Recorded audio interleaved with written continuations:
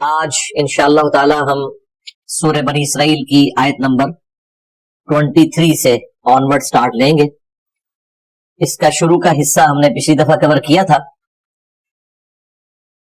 یہ ذرا لمبی آیت ہے اور اس میں بھی جو 10 کمانڈمنٹس اللہ تعالیٰ نے بنی اسرائیل کو دی تھی، 10 بنیادی احکام، ان کا قرآنک ورژن یہاں پہ ڈسکس ہو رہا ہے۔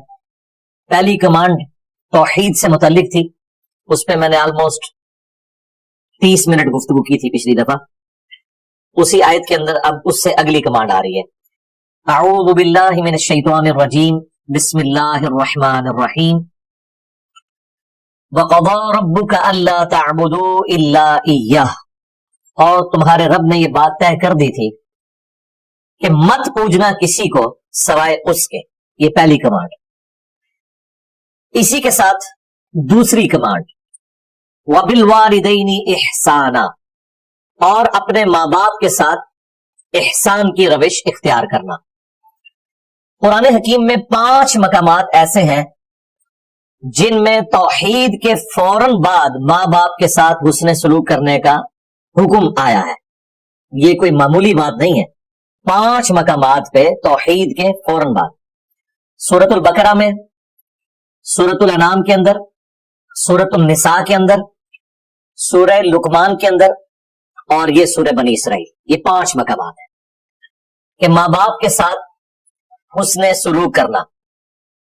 پورے قرآن میں ماں باپ کے حقوق کا بیان جتنا ہوا، ان سب کو ایک پلڑے میں رکھیں، اور سورہ بنی اسرائیل میں یہ جو مسلسل 3 آیات ہیں، یہ اس سب پر بھاری ہے۔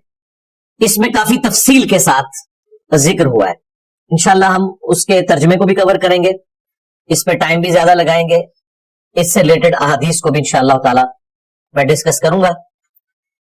ایک چیز اس میں یہاں پہ سکپ ہے جو کہ باقی جگہوں پر آئی، خصوصاً سورہ لقمان کے اندر، کہ اگر ماں باپ تجھے حکم دیں کہ تو میرے خلاف چلے یا شرک کرے، پھر تم نے ان کا کہنا نہیں ماننا، لیکن ساتھ ہی فرمایا دنیا میں معروف طریقے سے ان کے ساتھ چلنا ہے۔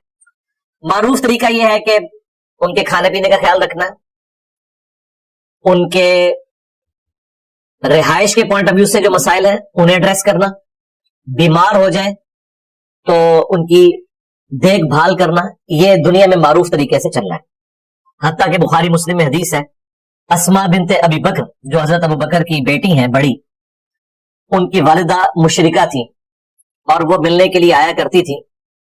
انہوں نے رسول اللہ صلی اللہ علیہ وآلہ وسلم سے پوچھا کہ میری ماں مشرکہ ہے، کیا میں اس کے ساتھ حسن سلوک کروں؟ تو آپ نے فرمایا دنیا میں معروف طریقے کے ساتھ اس کے ساتھ حسن سلوک کرنا ہے۔ لیکن بسا اوقات اس حسن سلوک میں ایگزیجریشن آ جاتی ہے۔ اکثر جذباتی قسم کی آپ کو تقریریں سننے میں ملیں گی کہ جی ماں باپ کے کہنے پہ تو بیوی کو بھی طلاق دے دینی چاہیے۔ اگر ماں باپ کے کہنے کے اوپر بیوی کو طلاق دینی ہے تو پھر تو شادی کرنے کی ضرورت ہی نہیں۔ اس کی وجہ ہے کہ یہ ہو ہی نہیں سکتا کہ شادی کے بعد ساس کا اور بہو کا کنفلکٹ نہ آئے، پھر تو ہر گھر میں طلاق عام ہونی چاہیے۔ پھر تو قرآن و سنت میں یہ تعلیمات ہونی چاہیے کہ شادی کرو اور پہلے ہی ہفتے طلاق دے دو۔ لیکن قرآن و سنت میں تو بالکل اس کے اپوزٹ باتیں ملتی ہیں۔ اس کا مطلب یہ ہے کہ یہ چند ایک جعلی روایتوں سے بعض لوگوں نے جو مسائل اخذ کیے، یا اکا دکا جو صحیح روایتیں بھی ہیں، وہ روایتیں بھی وحی کی تائید کے ساتھ ہیں۔ جس طرح عبداللہ ابن عمر کے بارے میں آتا ہے کہ ان کی بیوی کے ساتھ حضرت عمر کا کنفلکٹ تھا اور انہوں نے کہا اسے طلاق دے دو، انہوں نے نہیں دی، نبی الاسلام کے پاس ہے تو نبی الاسلام نے کہا کہ ٹھیک ہے تم طلاق دے دو۔ اب نبی صلی اللہ علیہ وآلہ وسلم کو تو وحی کی تائید حاصل ہے، وہ اگر کسی سے فرما رہے ہیں تو وہ صرف زبانی کلامی نہیں کہہ رہے، اس چیز کو نبی الاسلام نے کہیں مشروع نہیں فرمایا، ورنہ حدیثیں یوں ہوتی کہ جب ماں باپ تمہیں طلاق دینے کا کہیں تو فوراً اپنی بیوی کو طلاق دے دو۔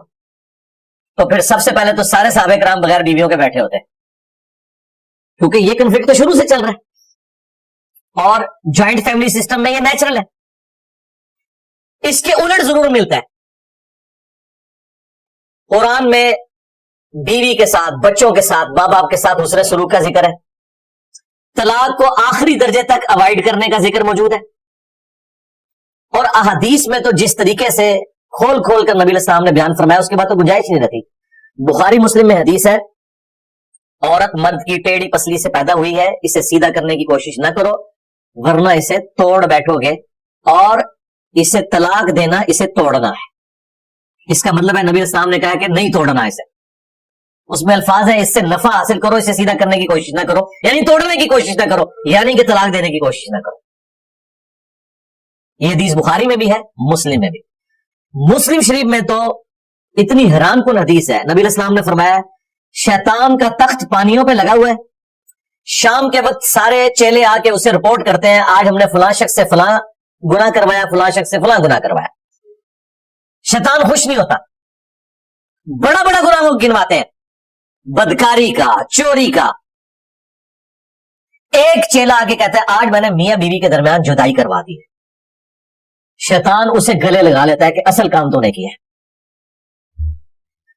اس حدیث کی روشنی میں کیا یہ بات فٹ ان بیٹھتی ہے